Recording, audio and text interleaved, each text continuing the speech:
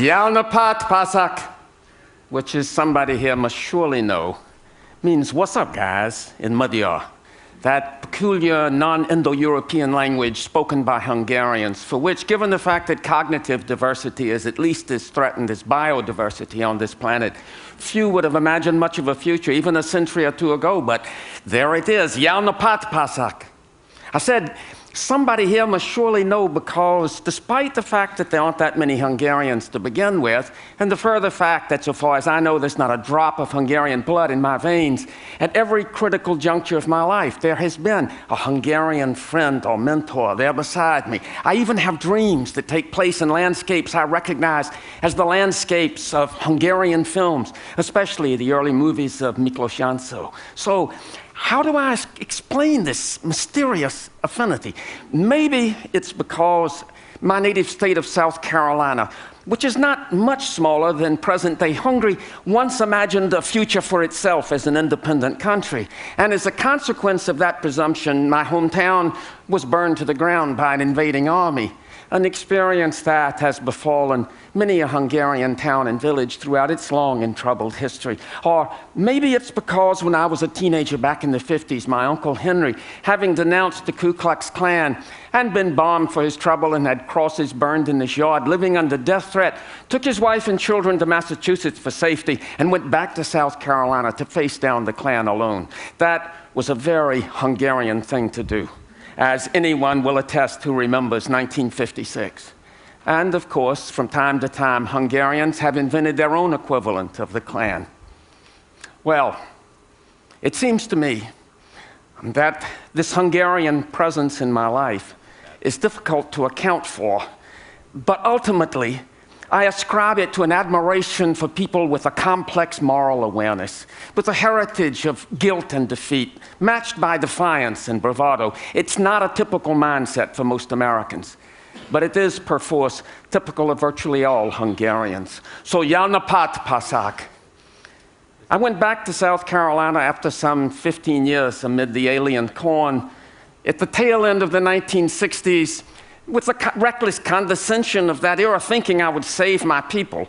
Never mind the fact that they were slow to acknowledge they needed saving. I labored in that vineyard for a quarter century before making my way to a little kingdom of the just in upstate South Carolina, a Methodist-affiliated institution of higher learning called Wofford College.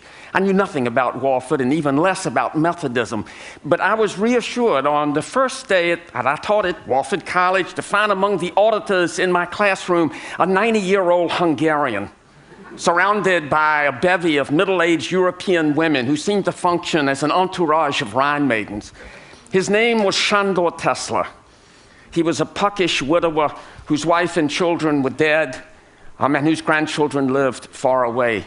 In appearance, he resembled Mahatma Gandhi, minus the loincloth, plus orthopedic boots. He had been born in 1903 in the provinces of the old Austro-Hungarian Empire, and what later would become Yugoslavia. He was ostracized as a child, not because he was a Jew, his parents weren't very religious anyhow, but because he had been born with 2 club feet, a condition which in those days required institutionalization and a succession of painful operations between the ages of 1 and 11. He went to the commercial business high school as a young man in Budapest. And there he was as smart as he was modest, and he enjoyed a considerable success. And after graduation, when he went into textile engineering, the success continued. He built one plant after another. He married and had 2 sons. He had friends in high places who assured him that he was of great value to the economy. Once, as he had left instructions to have done, he was summoned in the middle of the night by the night watchman at one of his plants. The night watchman had caught an employee who was stealing socks. It was a hosiery mill. They simply backed a truck up to the loading dock and was shoveling in mountains of socks. Mr. Tesla went down to the plant and confronted the thief and said, "But why do you steal from me? If you need money, you have only to ask." The night watchman, seeing how things were going and waxing indignant, said, "Well, we're going to call the police, aren't we?" But Mr. Tesla answered, "No, that will not be necessary. He will not steal from us again." Well, maybe he was too trusting, because he stayed where he was long after the Nazi Anschluss in Austria, and even after the arrest and deportations began in Budapest. He took the simple precaution of having cyanide capsules placed in lockets that could be worn about the necks of himself and his family. And then one day it happened. He and his family were arrested, and they were taken to a death house on the Danube. In those early days of the final solution, it was handcrafted brutality. People were beaten to death and their bodies tossed into the river. But none who entered that death house had ever come out alive. And in a twist you would not believe in a Steven Spielberg film, the Gauleiter who was overseeing this brutal beating was the very same thief who had stolen socks from Mr. Tesla's hosiery mill. It was a brutal beating. And midway through that brutality, one of Mr. Tesla's sons, Andrew, looked up and said, "Is it time to take the capsule now, Papa?" And the Gauleiter, who afterwards vanishes from this story, leaned down and whispered into Mr. Tesla's ear, "No, do not take the capsule. Help is on the way," and then resumed the beating. But help was on the way, and shortly afterwards, a car arrived from the Swiss embassy. They were spirited to safety. They were reclassified as Yugoslav citizens, and they managed to stay one step ahead of their pursuers for the duration of the war, surviving burnings and bombings, and at the end of the war, arrested by the Soviets.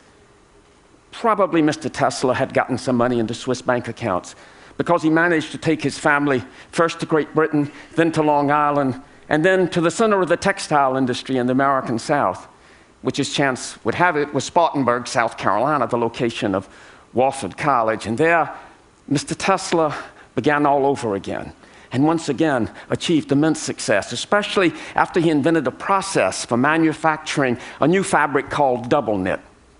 And then in the late 1950s, in the aftermath of Brown versus Board of Education, when the Klan was resurgent all over the South, Mr. Tesla said, "I have heard this talk before." And he called his top assistant to him and asked, "Where would you say in this region racism is most virulent?" "Well, I don't rightly know, Mr. Tesla. I reckon that would be Kings Mountain." "Good. Buy us some land in Kings Mountain and announced we are going to build a major plant there." The man did as he was told, and shortly afterwards, Mr. Tesla received a visit from the white mayor of Kings Mountain. Now, you should know that at that time, the textile industry in the South was notoriously segregated. The white mayor visited Mr. Tesla and said, "Mr. Tesla, I trust you're going to be hiring a lot of white workers." Mr. Tesla told him, "You bring me the best workers that you can find, and if they are good enough, I will hire them." He also received a visit from the leader of the black community, a minister who said, "Mr. Tesla, I sure hope you're going to hire some black workers for this new plant of yours." He got the same answer. "You bring me the best workers that you can find, and if they are good enough, I will hire them." As it happens, the black minister did his job better than the white mayor, but that's neither here nor there. Mr. Tesla hired 16 men, 8 white, 8 black. They were to be his seed group, his future foremen. He had installed the heavy equipment for his new process in an abandoned store in the vicinity of Kings Mountain. And for 2 months, these 16 men would live and work together, mastering the new process. He gathered them together after an initial tour of that facility, and he asked if there were any questions. There was hemming and hawing, a shuffling of feet. And then one of the white workers stepped forward and said, "Well, yeah, we've looked at this place, and there's only one place to sleep, there's only one place to eat, there's only one bathroom, there's only one water fountain. Is this plant going to be integrated or what?" Mr. Tesla said, "You are being paid twice the wages of any other textile workers in this region, and this is how we do business. Do you have any other questions?" "No, I reckon I don't." And 2 months later, when the main plant opened and hundreds of new workers, white and black, poured in to see the facility for the first time, they were met by the 16 foremen, white and black, standing shoulder to shoulder. They toured the facility and were asked if there were any questions, and inevitably the same question arose. "Is this plant integrated or what?" And one of the white foremen stepped forward and said, "You are being paid twice the wages of any other workers in this industry, in this region, and this is how we do business. Do you have any other questions?" And there were none. In one fell swoop, Mr. Tesla had integrated the textile industry in that part of the South. It was an achievement worthy of Mahatma Gandhi, conducted with the shrewdness of a lawyer and the idealism of a saint. In his 80s, Mr. Tesla, having retired from the textile industry, adopted Wofford College, auditing courses every semester, and because he had a tendency to kiss anything that moved, becoming affectionately known as Opie, which is Madhya for grandfather, by all and sundry. Before I got there, the library of the college had been named for Mr. Tesla. After I arrived in 1993, the faculty decided to honor itself by naming Mr. Tesla a professor of the college, partly because at that point he had already taken all of the courses in the catalog, but mainly because he was so conspicuously wiser than any one of us. To me, it was immensely reassuring that the presiding spirit of this little Methodist college in upstate South Carolina was a Holocaust survivor from Central Europe. Wise he was indeed, but he also had a wonderful sense of humor. And once for an interdisciplinary class, I was screening the opening segment of Ingmar Bergman's The Seventh Seal, as the medieval knight Antonius Block returns from the wild goose chase of the Crusades and arrives on the rocky shore of Sweden, only to find the specter of death waiting for him. Mr. Tesla sat in the dark with his fellow students, and as death opened his cloak to embrace the knight, in a ghastly embrace, I heard Mr. Tesla's tremulous voice. "Uh-oh," he said, "this doesn't look so good." But it was music that was his greatest passion, especially opera.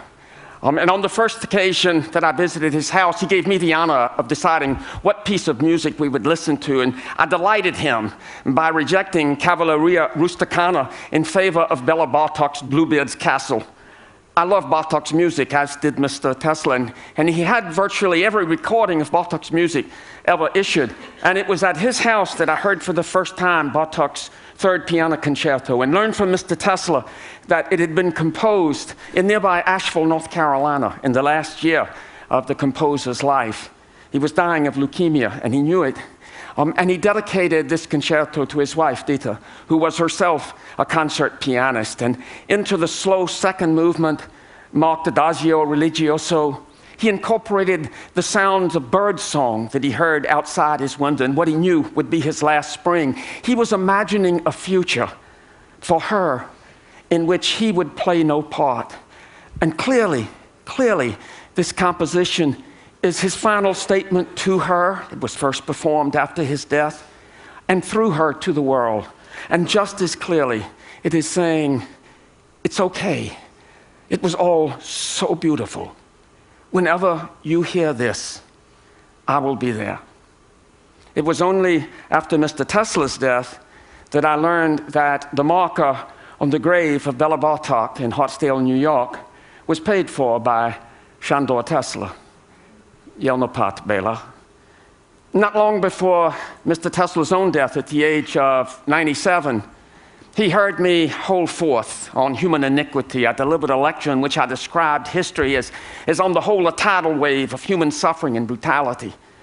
And Mr. Tesla came up to me afterwards with gentle reproach and said, "You know, doctor, human beings are fundamentally good." And I made a vow to myself then and there that if this man who had such cause to think otherwise had reached that conclusion, I would not presume to differ until he released me from my vow. And now he's dead, so I'm stuck with my vow. Jelnopat Shandor. I thought my skein of Hungarian mentors had come to an end, but almost immediately I met Francis Robacek, a Hungarian doctor, actually a heart surgeon in Charlotte, North Carolina, then in his late 70s, who had been a pioneer in open heart surgery and tinkering away in his garage behind his house, had invented many of the devices that are standard parts of those procedures. He's also a prodigious art collector, beginning as an intern in Budapest by collecting 16th and 17th century Dutch art and Hungarian painting. And when he came to this country, moving on to Spanish colonial art, Russian icons, and finally, Mayan ceramics. He's the author of 7 books, 6 of them on Mayan ceramics. It was he who broke the Mayan Codex, enabling scholars to relate the pictographs on Mayan ceramics to the hieroglyphs of the Mayan script. On the occasion of my first visit, we toured his house and we saw hundreds of works of museum quality. And then we paused in front of a closed door, and Dr. Robotchek said with obvious pride, "Now for the pièce de résistance." And he opened the door, and we walked into a windowless 20 by 20 foot room with shelves from floor to ceiling, and crammed on every shelf his collection of Mayan ceramics. Now, I know absolutely nothing about Mayan ceramics, but I wanted to be as ingratiating as possible. So I said, "Well, Dr. Robotchek, this is absolutely dazzling." "Yes," he said, "that is what the Louvre said. They would not leave me alone until I let them have a piece. But it was not a good one." Well, it occurred to me that I should invite Dr. Robotchek to lecture at Walford College on what else? Leonardo da Vinci. And further, I should invite him to meet my oldest trustee, who had majored in French history at Yale some 70-odd years before, and at 89, still ruled the world's largest privately owned textile empire with an iron hand. His name is Roger Millikan. And Mr. Millikan agreed, and Dr. Robotchek agreed, and Dr. Robotchek visited and delivered the lecture, and it was a dazzling success. And afterwards, we convened at the president's house with Dr. Robotchek on one hand, Mr. Millikan on the other, and it was only at that moment as we were sitting down to dinner that I recognized the enormity of the risk I had created, because to bring these two titans, these two masters of the universe together, it was like introducing Mothra to Godzilla over the skyline of Tokyo. If they didn't like each other, we could all get trampled to death. But they did. They did like each other. They got along famously until the very end of the meal. And then they got into a furious argument. And what they were arguing about was this: whether the second Harry Potter movie was as good as the first. Mr. Millikan said it was not. Dr. Robotchek disagreed. I was still trying to take in the notion that these titans, these masters of the universe, in their spare time watch Harry Potter movies, when Mr. Millikan thought he would win the argument by saying, "You just think it's so good because you didn't read the book." And Dr. Robotchek reeled back in his chair, but quickly gathered his wits, leaned forward and said, "Well, that is true. But I'll bet you went to the movie with a grandchild." "Well, yes, I did," conceded Mr. Millikan. "Aha!" said Dr. Robotchek. "I went to the movie all by myself." And I realized in this moment of revelation that what these two men were revealing was the secret of their extraordinary success, each in his own right. And it lay precisely in that insatiable curiosity, that irrepressible desire to know, no matter what the subject, no matter what the cost, even at a time when the keepers of the doomsday clock are willing to bet even money that the human race won't be around to imagine anything in the year 2100, a scant 93 years from now. "Live each day as if it is your last," said Mahatma Gandhi. "Learn as if you'll live forever."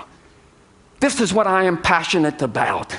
It is precisely this. It is this inextinguishable, undaunted appetite for learning and experience, no matter how risible, no matter how esoteric, no matter how seditious it might seem.